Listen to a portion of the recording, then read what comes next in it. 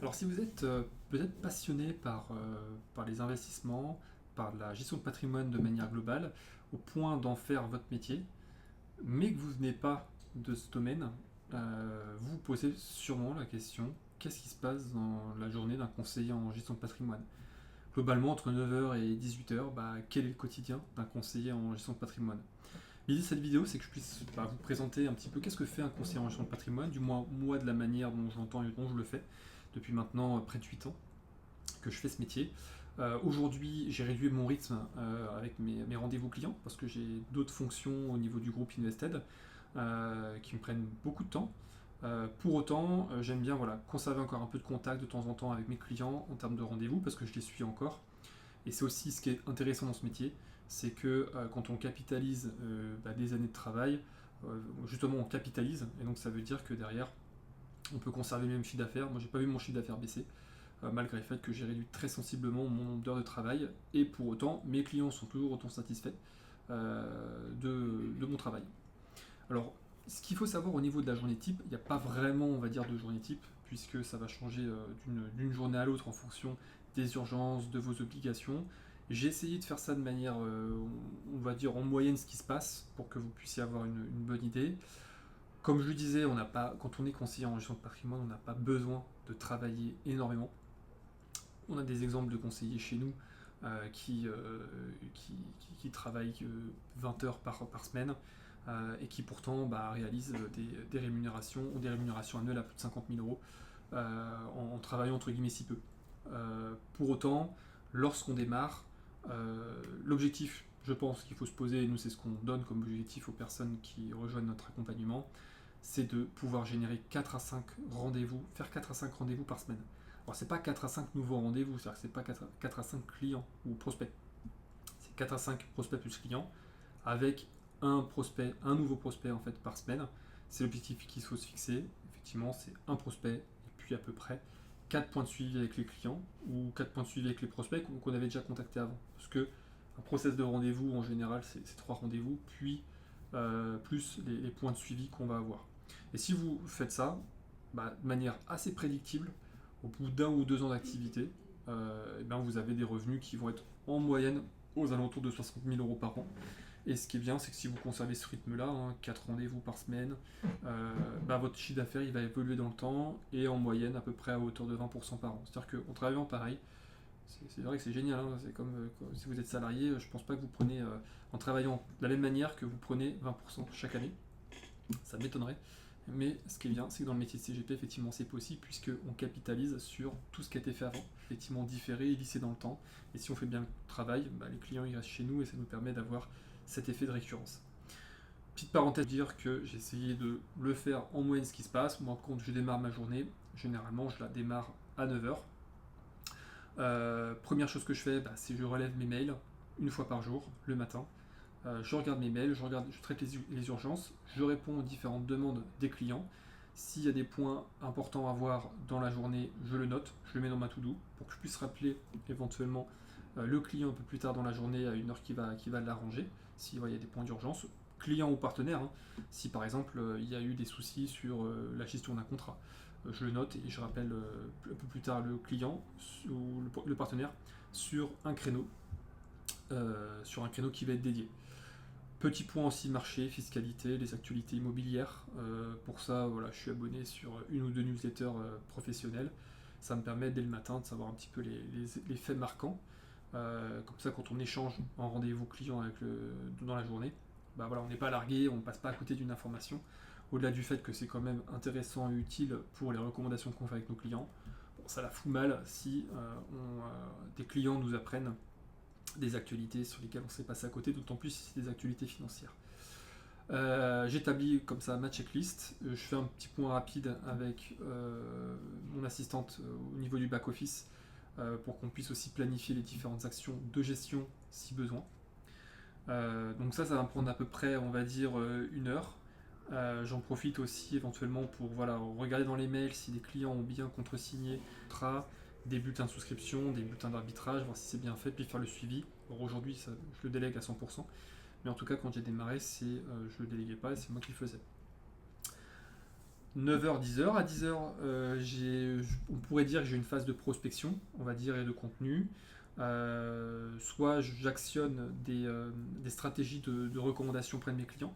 Bon, moi, je ne le fais plus aujourd'hui parce que j'ai plus besoin de le faire, mais en tout cas à l'époque, de mettre en place pour pouvoir actionner de la recommandation. La recommandation, elle peut tomber de manière naturelle, mais en réalité, elle peut tout à fait se piloter, c'est-à-dire en fait en fonction de la satisfaction que vous allez avoir auprès de vos clients et de la manière dont leur demander, il y a une manière aussi de faire pour leur demander à être recommandé par la suite. En général, c'est une loi de Pareto, vous allez avoir, même pire qu'une loi de Pareto, c'est une Pareto dans une Pareto, vous allez avoir 5 à 10% de vos clients qui vont vous ramener 90% des recommandations, et c'est sur ces clients qu'il va falloir vraiment faire des actions particulières où vous allez peut-être les inviter à déjeuner, passer du temps avec eux, leur envoyer des cadeaux à des occasions particulières, naissance d'un enfant, mariage, etc. Voilà, il y a des stratégies à mettre en place, c'est pas le sujet de cette vidéo, ça pourrait l'être. Mais voilà, il y a une phase effectivement importante où je vais consacrer en moyenne à peu près 1 heure dans ma journée pour pouvoir développer mon portefeuille de clients. J'en profite aussi également pour faire une revue au niveau des contrats des clients, voir s'il y a des actions commerciales à faire. Derrière, ça peut être aussi une bonne entrée en la matière quand je les contacte, leur dire voilà, il faut faire tel arbitrage, il y a tel en phase avec ce qu'on s'était dit avant. 11h, 11h30, je vais avoir un premier rendez-vous. En général, je faisais 4 à 5 rendez-vous par semaine, donc je vais avoir un rendez-vous. Un rendez-vous en moyenne, on va dire, par jour. En général, je les condense plutôt sur une journée. Voilà, on peut très bien être à l'aise à faire un rendez-vous par jour, par exemple. Je vais par exemple avoir un nouveau prospect, une recommandation. Donc là, je vais faire un premier rendez-vous avec lui. Ça dure en général 3 quarts d'heure, 1 heure. Je vais faire la collecte des informations, récupérer vers différentes solutions, acter les différentes solutions ensemble et puis planifier un second rendez-vous par la suite pour qu'on puisse recreuser la solution ensemble. Si c'était un rendez-vous, par exemple un deuxième rendez-vous, là j'aurais fait une présentation de la solution. Et donc cette solution retenue peut me demander, alors aujourd'hui beaucoup moins, mais à l'époque me demandait un petit peu plus de temps de préparation. Aujourd'hui, l'avantage c'est que je prends quasiment plus de temps pour préparer, beaucoup moins pour préparer mes rendez-vous, parce que j'ai gagné en expérience et en rapidité et en efficacité. 13h, je vais faire un déjeuner. Ça peut être un déjeuner avec un partenaire, donc un assureur, une société de gestion, un promoteur immobilier, ou ça peut être avec un client. Par exemple, effectivement, j'ai un client que j'aime bien, que j'apprécie, ça peut être limite un ami. Il me recommande très souvent, ça me fait plaisir, je l'invite à déjeuner. Donc j'échange avec lui. Pas forcément parler business, derrière l'idée, derrière la tête, c'est le client. Mais c'est vraiment une relation sincère que j'ai envie de passer plus de temps avec lui, passer du temps de qualité, donc je l'invite par exemple à déjeuner. Ou ça peut être un partenaire, un assureur effectivement avec qui j'ai envie d'échanger sur un nouveau fonds qu'il a référencé ou une opportunité intéressante que l'on peut avoir pour nos clients. 14h30, je rentre de déjeuner, je reviens au bureau, je vais préparer mon rendez-vous que j'ai eu le matin. J'ai fait mon premier rendez-vous. Je vais préparer mon deuxième rendez-vous. Donc je vais faire une simulation, par exemple, et valider en tout cas en moitié, en grande partie par le client, et le client veut des simulations. Je vais lui faire sa simulation sur ce placement-là, peut-être sur un autre. Je vais faire son allocation et son audit un petit peu global. Et je vais faire un compte rendu et je vais lui envoyer par mail. Comme ça, je pourrai le représenter par la suite plus en détail lors du prochain rendez-vous. J'ai un peu de temps, j'ai 2 heures devant moi, 1h30 entre 14h30 et 16h. Je vais aussi préparer un webinaire que je mets en place. Je vais faire mes quelques slides pour présenter un webinaire sur, par exemple, le private equity dans l'immobilier. Donc je vais préparer mon webinaire, je vais en profiter pour relancer les participants, important, un petit WhatsApp, un petit SMS, pour leur dire n'oubliez pas de venir au webinaire, vous êtes inscrits, il aura lieu par exemple ce soir. 16h, un peu mon suivi et mes arbitrages.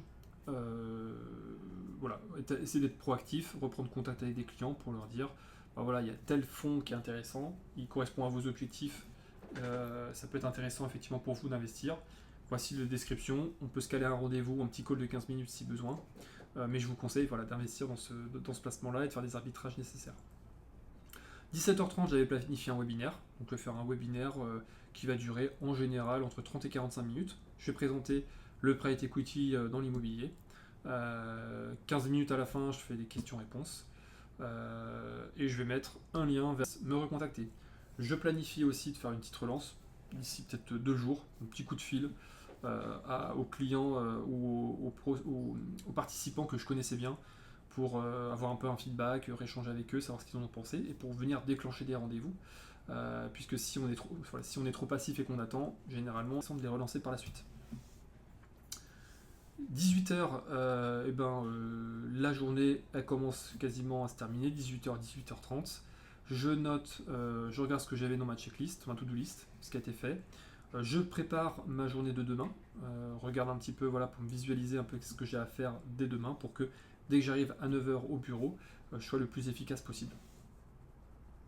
Voilà un peu ce que je pouvais dire sur ma journée. Alors comme je le disais, ça c'est la journée on va dire moyenne, c'est-à-dire qu'il y a des journées où il va y avoir un peu plus de travail, d'autres beaucoup moins.